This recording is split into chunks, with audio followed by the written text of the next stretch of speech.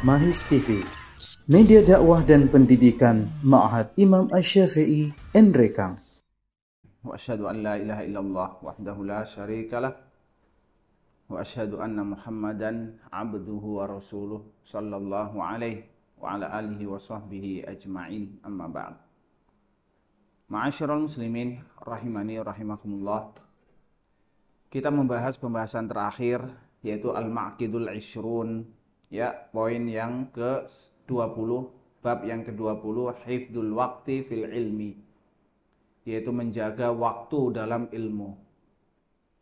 Ini juga tidak kalah pentingnya dalam adab mendidik anak-anak kita. Idza kana al-ilmu asyrafa matlubin, apabila ilmu itu adalah sesuatu yang paling mulia untuk dicari, wal umru yutwa kajalidin yadhubu, sedangkan umur itu adalah sesuatu yang akan terlipat seperti air es yang akan mencair. Fa'ainul aqli hifdzul waqti fihi, maka matanya akal atau akal yang punya mata bisa melihat itu adalah salah satu caranya dengan menjaga waktu dalam menuntut ilmu. Wal khauf min taqayyudihi bila faidah, dan harus selalu khawatir, ya, ada sesuatu yang berlalu tanpa ada faidah yang bisa diambil. Wasu'al anhu yaumal qiyamah yahmiluni wa iyyaka 'alal mubalaghah fi riayati. Lebih dari itu, nanti ada pertanggungjawaban pada hari kiamat. Keyakinan inilah yang seharusnya mendorong saya dan mendorong Anda untuk sangat menjaga atau berlebih-lebihan, punya perhatian yang khusus dalam menjaga waktu itu. Kaum muslimin rahimani rahimakumullah, di antara nilai-nilai pendidikan yang bisa kita ambil dalam bab ini, ya, bahwasannya seorang guru itu memang harus mengajarkan kepada anak didik bagaimana memanage waktunya. Karena di antara awal keberhasilan yang akan diraih oleh seorang santri, seorang siswa itu adalah apa? Manajemen waktu. Ya, zaman sekarang istilahnya dikenal dengan istilah apa? Tertib, disiplin. Nah, apalagi? Ya, jadi kalau waktunya masuk, masuk. Waktunya tidur, tidur. Ya, waktunya menghafal, menghafal. Ini sesuatu yang memang harus diajarkan kepada siswa. Artinya diajarkan, ya harus ada pengawasan. Jadi waktunya belajar, apa benar mereka belajar? Jangan sampai disia-siakan waktunya belajar ngantuk, ya, waktunya tidur dia main bola. Subhanallah, ini banyak terjadi. Jadi tidak memanage waktunya dengan benar. Apabila tidak bisa memanage waktunya dengan benar, maka pasti hidupnya akan apa? Amburadul. Ya, seperti yang saya sebutkan. Jadi waktunya menghafal, dia ngantuk. Kenapa ngantuk? Nah, harus dicari sebabnya. Apa sebabnya? Nah, kebanyakan sebabnya apa? Dia bermain berlebihan. Ya, bermain berlebihan, tidak tidur pada waktunya. Ya, seharusnya waktunya tidur, tapi malah dia main bola. Jadi tidur siang, ya, contohnya tidur siang. Waktu tidur siang digunakan sebaik-baiknya. Akan tapi dia malah main bola, ya, sampai asar. Kemudian di waktu asar, waktunya menghafal, dia apa? Tidur. Subhanallah, tidur. Kemudian ketika selesai waktu menghafal, teman-temannya mengambil faidah yang banyak, ya, mereka persiapan untuk murojaah, untuk mandi, dia main bola lagi. Orang yang tidak bisa memanage waktunya dengan benar bisa dipastikan tidak akan pernah berhasil dalam apa? Dalam menuntut ilmu. Makanya salah satu ilmu yang harus diajarkan kepada siswa adalah memanage waktunya. Misalnya ada anak ini bermasalah, ya, kenapa hafalannya kurang lancar? Kenapa pelajarannya kurang baik? Ya, Anda harus apa? Menelaah seperti apa sebenarnya hidupnya di rumahnya. Ya, seperti apa hidupnya di rumahnya? Kemungkinan sebabnya ini. Ya, ketika sampai di rumah sudah main, kemudian bergadang, sampai di sekolah tinggal apa? Ngantuknya, tinggal tidurnya. Lebih-lebih malam hari ini. Zaman sekarang zamannya apa? Android. Generasi Android. Anak diberi HP. Kalau sudah diberi HP nonton sampai jam 10, jam 12. Kadang nggak bisa tidur, malah terbalik. Malam tidak bisa tidur, siang tidur. Apa yang bisa didapatkan? Datang ke sekolah hanya tinggal sisa-sisa apa? Sisa-sisa tenaganya hanya pelampiasan untuk tidur. Kaum muslimin rahimani rahimakumullah. Qala Ibnul Jauzi rahimahullah fi Said Khatirihi, ya, Ibnul Jauzi berkata dalam Saidul Khatir, yambaghi lil insan ay ya'rif syarafa zamanihi. Seseorang itu sudah sepantasnya untuk mengetahui waktunya yang sangat mulia. Ya, ini awal keberhasilan. Orang harus benar-benar faham dengan waktunya yang sangat berharga. Wa qadra waqti, dan derajat waktunya. Fala yudayyi minhu lahdatan fi ghairi qurba. Maka jangan menyia-nyiakan sedetik pun waktunya tanpa ada nilai ibadah. Wa yuqaddim fihi al-afdal fal afdal. Maka hendaklah dia mengamalkan, ya, amalan-amalan yang paling utama, kemudian yang utama. Minal qawli wal amal, berupa ucapan dan perbuatan. Wa min huna azumat riayatul ulama lil waqti. Maka dari sinilah, ya, dikisahkan kisah-kisah ulama zaman dahulu yang sangat merasa waktunya itu berharga. Hatta qala Muhammad Abdul Baqi Al-Bazzaz, ya, hingga Muhammad bin Abdul Baqi berkata, ma dhayya'tu sa'atan min umri fi lahwin aw la'ib. Aku tidak pernah, ya, menyia-nyiakan waktuku hanya untuk bermain-main, atau untuk sesuatu yang sia-sia. Ya, istilahnya zaman sekarang apa? Ya, tidak pernah futsal, ya, tidak pernah naik gunung, tidak pernah nonton bareng. Ini ulama-ulama terdahulu, tapi sebenarnya boleh, nggak ada masalah. Kalau itu hanya dilakukan apa? Kadang-kadang saja.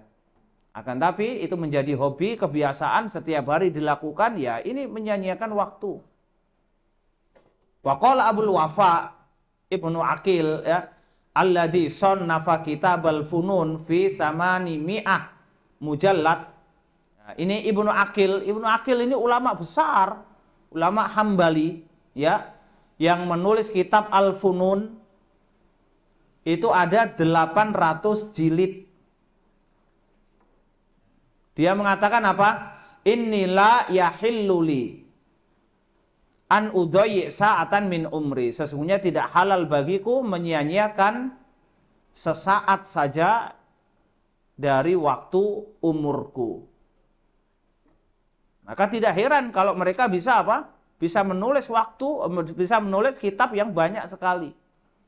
Al-Imam As-Suyuti rahimahullah, ya, Al-Imam As-Suyuti banyak sekali kitabnya. Bahkan sebagian ulama mengatakan hampir seluruh bidang ilmu agama, ya, Al-Imam As-Suyuti punya kitabnya.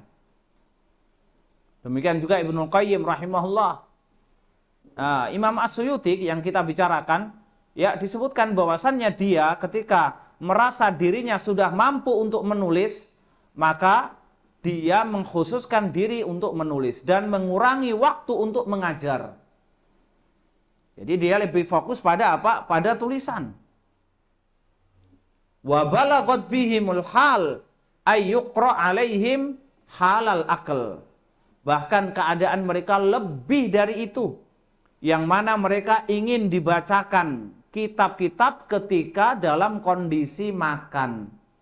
Falaqad kana Ahmad bin Sulaiman al-Bulqasi al-mutawaffa an samaniyah wa ishrin sana yuqra al-qiraat fi hali akli.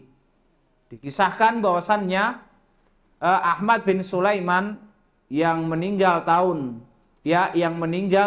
dalam umur 28 tahun, bahwasannya ketika dalam kondisi makan dia minta dibacakan. Khaufan min diya'i waqti fi ghairiha. Ya, karena khawatir waktunya itu hilang tanpa membaca. Fakana ashabuhu yaqra'una alaihi wa huwa yatanawalu ma'kalahu wa mashrabahu. Ya. Dan murid-muridnya itu membacakan kitab kepada dia ketika dia dalam kondisi apa? Makan dan minum. Ya, ini sebenarnya apa? Sebenarnya perlu ditakyid, artinya perlu diperinci. Apabila maksudnya ini adalah menyampaikan ilmu sambil makan, sambil minum, ini tidak benar. Ya, karena para ulama itu sangat mengagungkan ilmu. Maka ketika membuat majelis ilmu, kemudian dia sambil makan, sambil minum, ini kurang tepat. Tidak pernah kita dapatkan masaih kami seperti itu. Adapun minum sekedarnya, ya itu nggak ada masalah. Tapi kalau sampai makan tidak ada. Makanya dalam majelis-majelis ilmu para ulama itu tidak ada hidangan.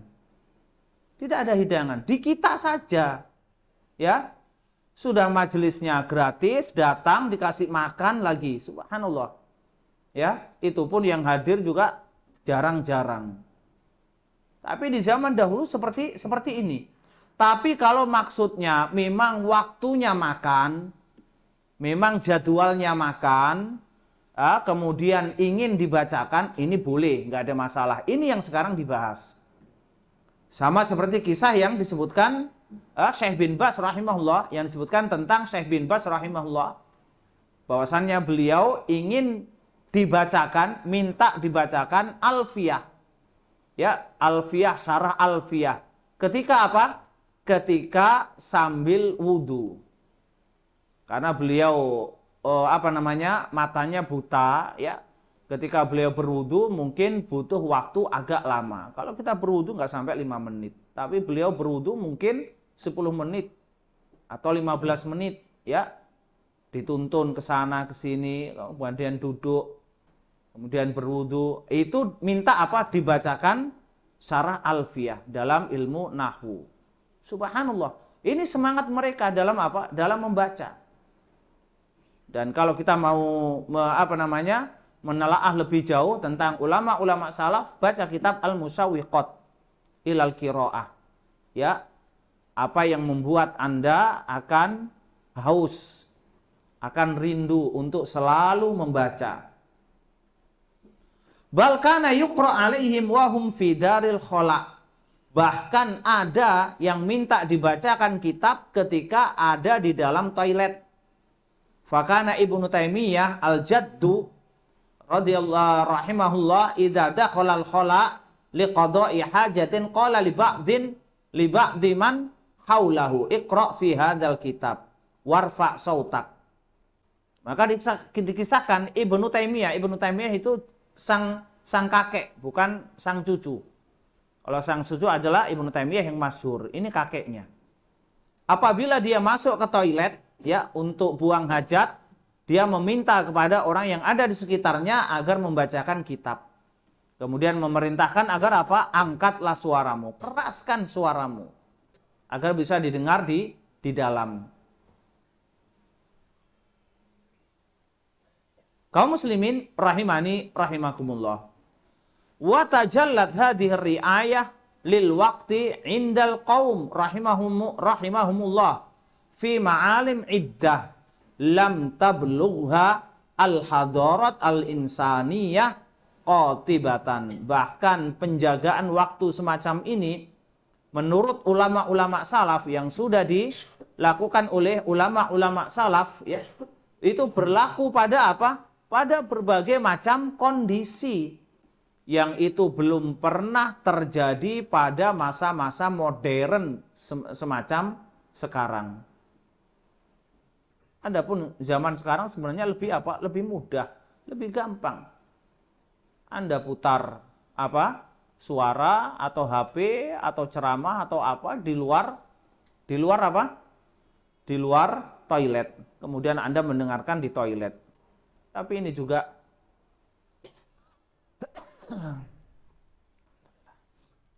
sesuatu yang hukumnya makruh kalau Anda menikmati ceramah itu di dalam toilet. Akhirnya Anda malah berlama-lama di toilet. Ya, difatwakan oleh para ulama bahwasannya berlama-lama di toilet itu hukumnya makruh. Ya, apalagi memanfaatkan ketika ketika buang hajat sambil apa? Sambil baca koran, ya. Ada yang sambil main gitar, ada yang sambil merokok. Subhanallah. Makanya salah satu doa ketika keluar dari toilet apa doanya? Ghufronak. Ya, aku meminta ampunanmu atau ampunilah saya. Apa munasabahnya? Apa keterkaitannya ketika keluar dari toilet membaca doa ini, ampunilah saya? Di antara penjelasannya yaitu ampunilah saya karena telah menyia-nyiakan waktu untuk buang hajat tanpa zikir, tanpa ibadah. Minha kasratu durusihim. Maka di antara keadaan-keadaan atau kondisi yang membuktikan bahwasannya mereka adalah orang yang sangat menjaga waktunya, yaitu apa? Kasratu durusihim, banyaknya majelis-majelis ilmu mereka. Faqad kana Nawawi rahimahullah yaqra kulla yaumin 12 darsan ala masyayikhihi. Al-Imam An-Nawawi rahimahullah itu membaca setiap hari itu 12 kitab, 12 pelajaran di hadapan guru-gurunya. Nah, ini cara yang sekarang diremehkan. Ya, ini cara yang diremehkan. Artinya apa? Kebanyakan orang dalam menuntut ilmu itu maunya mendengar saja. Ya, maunya mendengar saja. Kalaupun dia bawa kitab, inginnya ada tambahan-tambahan. Ustadz baca kitab saja, tidak ada syarahnya. Subhanallah. Ya, sesungguhnya dalam majelis-majelis ilmu itu ada beberapa kondisi. Ya, kondisi yang pertama itu adalah kondisi mempelajari kitab. Kalau kondisi mempelajari kitab itu memang hanya sekedar membaca kitab. Hanya sekedar membaca kitab, kemudian kita pahami maksudnya penulis seperti ini. Ya, ini pendapat madhab, ini pendapat ulama Asy-Syafi'i dan seterusnya. Sebatas itu. Kemudian dibaca lagi. Sampai selesai kitab. Kelihatannya ini apa? Kurang menarik, akan tapi Anda akan merasakan setelah selesai kitab. Setelah selesai kitab, Anda punya wawasan yang sangat luas. Kemudian ketika Anda punya masalah, langsung tahu rujukannya. Anda merujuk ke kitab itu. Ya. Ini akan Anda rasakan setelah sekian tahun. Kemudian kondisi yang kedua yaitu pembahasan masail. Nah, ini berbeda. Kalau pembahasan masail itu berarti yang dibahas adalah masail fikih, masail tafsir, masail ini. Nah, ini butuh apa? Butuh penjelasan yang luas. Ini khusus bagi orang yang sudah mumpuni dalam ilmunya. Artinya ada masalah tentang masalah apa? Najis. Ini najis atau tidak? Tentang darah. Kalau kita memakai metode yang pertama cukup. Kalau kita memakai metode yang pertama cukup kita mengatakan ya darah ini najis dalam mazhab Syafi'i. Dalilnya ini. Selesai. Lanjut baca lagi. Akan tapi kalau kita memakai metode yang kedua dijelaskan bahwasannya masalah ini masalah yang diperselisihkan oleh para ulama. Ya. Adapun dalam mazhab Syafi'i dalilnya ini kalau darah itu najis. Sedangkan mazhab yang lain yang mengatakan tidak najis, dalilnya mereka ini. Kemudian ditarjih. Ini dua hal yang harus dibedakan. Demikian juga ketika Anda mengajar di kelas.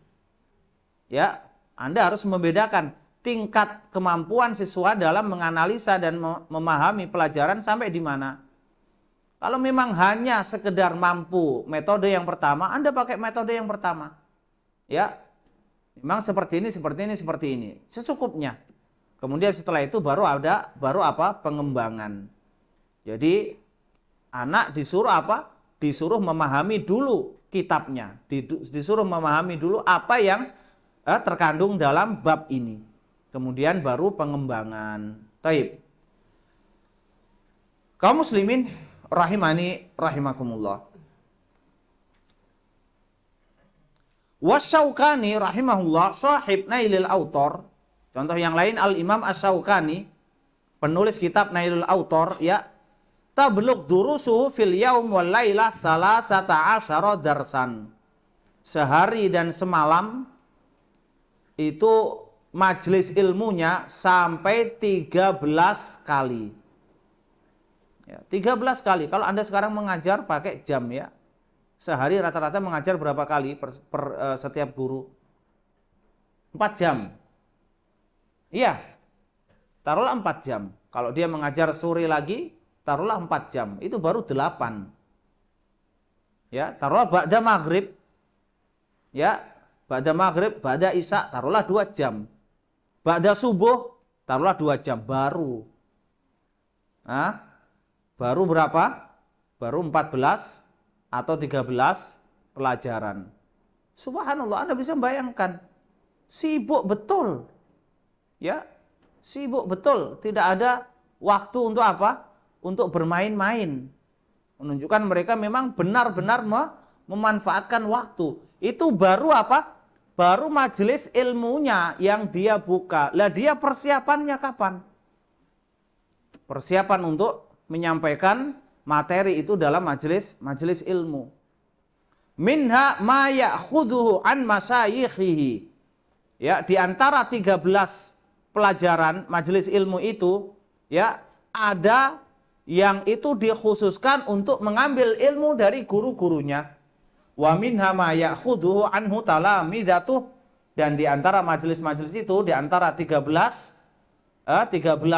majelis ilmu itu, ada yang dia khususkan untuk murid-muridnya. Wa arba Mahmud Al-Alusi sahib at-tafsir alaihim jami'an, ya, faqad kana yudarrisu fil yaumi 24 darsan. Dan ini Arba Mahmud Al-Alusi, ya, penulis kitab tafsir. Dia membuka pelajaran, membuka majelis ilmu sehari itu 24 pelajaran. Walam mastaghala fit tafsir wal ifta naqasat ila 13 darsan. Nah, namun ketika dia sibuk dengan tafsir dan fatwa, maka majelis ilmunya berkurang menjadi 13 majelis ilmu. Summa ra'aitu fi tarjamati Muhammad bin Abi Bakar ibni Jama'ah anna durusahu tablugh fil yaum wal lailah nahwa 50 darsan. Kemudian aku melihat dalam biografi Muhammad bin Abi Bakar ibnu Jama'ah, ya, dikenal dengan istilah ibnu Jama'ah, bahwasannya majelis ilmunya sehari semalam itu ada 50 majelis ilmu. Subhanallah. Zaman dulu satu majelis itu berapa jam? Allahu a'lam. Padahal sehari hanya 24 jam. Kalau 50 berarti satu pelajaran hanya setengah jam. Itu pun tidak sampai 50. Allahu a'lam bishawab. Apakah ini termasuk mubalaghah? Wa minha, maka di antara bentuk, ya, para ulama salah menjaga ilmu, kathratu madrusatihim. Ya, kathratu madrusatihim, yaitu banyaknya yang mereka pelajari. Tadi dalam membuka majelis ilmu. Sekarang apa yang dipelajari oleh mereka? Faqad darasa Ibnu Tabban al-Mudawwanah nahwa alfi marrah. Diceritakan bahwasannya Ibnu Tabban itu mempelajari kitab Al-Mudawwanah itu 1000 kali dia baca. Pernah saya sampaikan ya, bahwasannya membaca kitab itu tidak hanya cukup sekali. Ada membaca kitab itu ada tingkatan-tingkatan. Ada membaca kitab itu hanya sekedar murur, hanya sekedar menghatamkan. Kemudian fase yang kedua yaitu mulai apa? Mulai menghafal, atau fase yang ketiga mulai memahami. Apalagi talibul ilm al-mubtadi, penuntut ilmu yang pertama kali dia menuntut ilmu, mungkin sekali membaca kitab belum paham, maka butuh 2 kali, butuh 3 kali, butuh 4 kali. Ini dibaca sampai 1000 kali, subhanallah. Bisa dipastikan apa? Hafal. Bahkan dalam kitab Al-Musawwiqat disebutkan ada seorang wanita ya membaca kitab Al-Mughni itu sampai dia hafal. Al-Mughni itu ada sekitar 14 jilid. Kitab Al-Mughni madhab Hambali yang ditulis oleh Ibnu Qudamah. Wa rubbama wujida fi ba'di kutubi Abbas bin Al-Farisi bi khattihi darastuhu alfa marrah. Dan juga didapatkan dalam sebagian kitab Abbas bin Al-Farisi, dia tulis dengan tangannya sendiri, dia menulis dengan mengatakan, aku telah mempelajari kitab ini 1000 kali.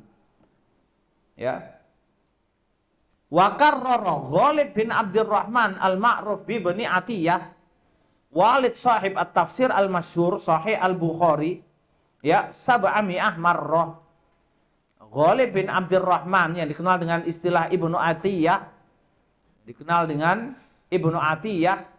penulis ayah dari penulis kitab tafsir yang sangat masyhur, Ibnu Atiyah. Dia mengulang-ulang membaca Sahih Al-Bukhari itu sampai 700 kali. Makanya kalau ulama-ulama zaman dahulu hafal Sahih Bukhari, Sahih Muslim, itu bukan sesuatu yang mustahil, itu bukan khayalan. Banyak ulama-ulama zaman dahulu itu hafal Sahih Bukhari itu sudah biasa. Makanya sebagian ulama mengatakan di zaman dulu talibul ilm itu selesai membaca tafsir Ibnu Katsir itu sudah biasa. Apalagi Sahih Bukhari itu sudah biasa. Ya. Itu sudah makanan dasar. Dikatakan apa? Makanan dasar. Didapatkan ya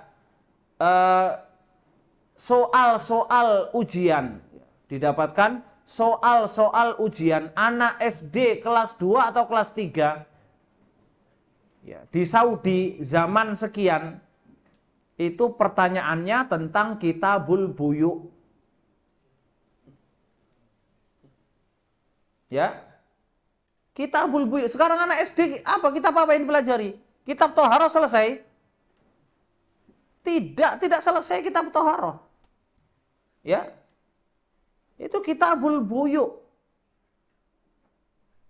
Itu menandakan apa? Kualitas pendidikan zaman dahulu dengan sekarang itu jauh sekali dari segi apa? Segi agama. Wa minha, kemudian dalam kondisi yang lain, kasratu maktubatihim, yaitu banyaknya tulisan-tulisan mereka. Fa Ahmad bin Abdud Daim al-Maqdisi, ahad suyukhil ilmi minal Hanabilah. Ahmad bin Abdud Daim al-Maqdisi, salah satu ulama madhab Hambali, kataba biyadihi alfai mujallad. Dia menulis dengan tangannya sendiri 2000 jilid. Wa waqa'a mithlahu li Ibnul Jauzi. Dan juga terjadi semisal itu pada Ibnul Jauzi. Ada 2000 jilid. Tapi pertanyaannya, mana sekarang kitab mereka? Kalau dikumpulkan sekarang, tidak sampai ratusan jilid. Kemana? Nah ini yang jadi apa? Jadi masalah. Karena ketika terjadinya peperangan kaum muslimin dengan kaum Tatar dan runtuhnya Baghdad, banyak buku yang hilang. Ya, banyak buku yang hilang. Mereka buang kemana? Ke sungai. Ini adalah kaum Tatar yang tidak tahu pentingnya ilmu. Berbeda dengan orang Eropa. Walaupun mereka tidak paham, akan tapi kitab-kitab orang Andalus, kaum muslimin yang ada di Andalus, mereka simpan. Dan itu masih ada di museum mereka. Ya, tidak ada yang dibuang. Bahkan Etolia, kalau tidak salah Etolia, yaitu Italia, itu pernah merebut Andalus. Pernah merebut Andalus. Kemudian mereka ambil kitab-kitab Andalus, dibawa ke Italia. Kemudian adalah salah satu panglima kaum muslimin yang tergerak. Kemudian berangkat ke Andalus, dia serang Italia. Italia menyerah, tidak diterima. Kecuali mengembalikan kitab yang pernah dia ambil. Subhanallah. Inilah orang-orang Eropa yang mereka haus akan ilmu. Walaupun mereka tidak masuk Islam. Tapi kaum Tatar ini memang terkenal apa? Perusak.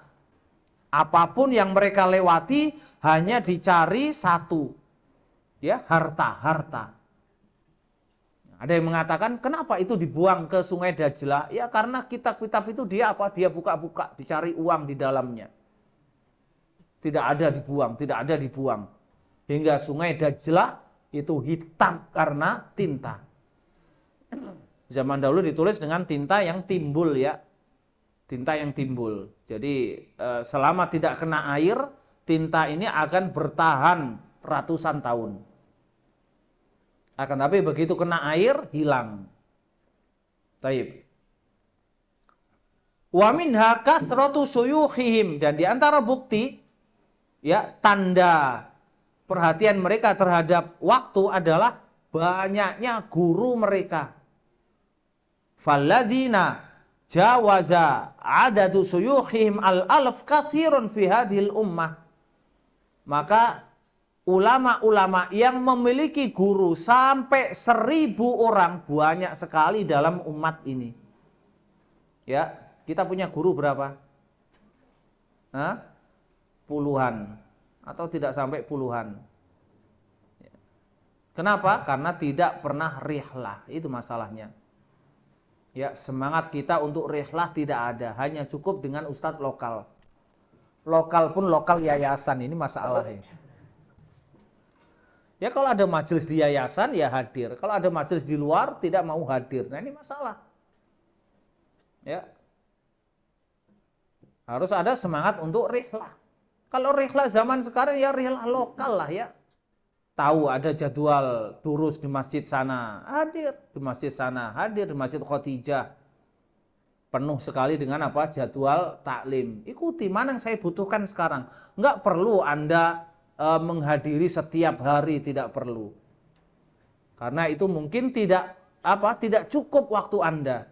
Tapi pastikan bahwasannya Anda perlu ilmu ini, kemudian mencocokkan waktunya. Ambil satu-satu saja. Ya, mungkin Anda libur hari Ahad. Hari Ahad ini taklimnya apa? Rutinnya. Oh ini. Ya, kita hari Jumat di Masjid Khadijah ada majelis apa? Fikih rumah tangga. Ba'da asar. Ya. Kenapa banyaknya problem rumah tangga? Kenapa? Ya tidak tahu fikihnya.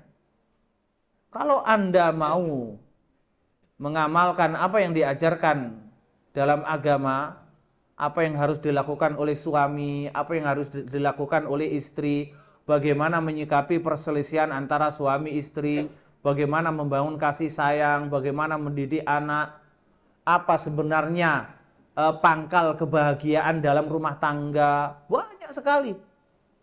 Ya. Ada kitab yang kita bahas, kalau tidak salah kitab ini tiga jilid. Ya. Jadi kalau misalnya Anda ditanya, ya, apa pangkal kebahagiaan dalam hidup rumah tangga? Sebenarnya apa sih? Mungkin Anda juga bingung, apa sebenarnya ya? Itulah. Ya, ketika Anda tidak tahu berarti selama ini Anda belum merasakan kebahagiaan yang hakiki. Tapi kalau Anda tahu, maka ketika Anda sudah mendapatkan, Anda tidak akan meninggalkan. Ya. Apakah pangkal kebahagiaan itu karena suami dan istri yang cakep? Banyak yang cakep cerai juga. Apakah pangkal kebahagiaan itu karena harta? Banyak juga yang cerai karena harta. Ya, padahal sudah kaya.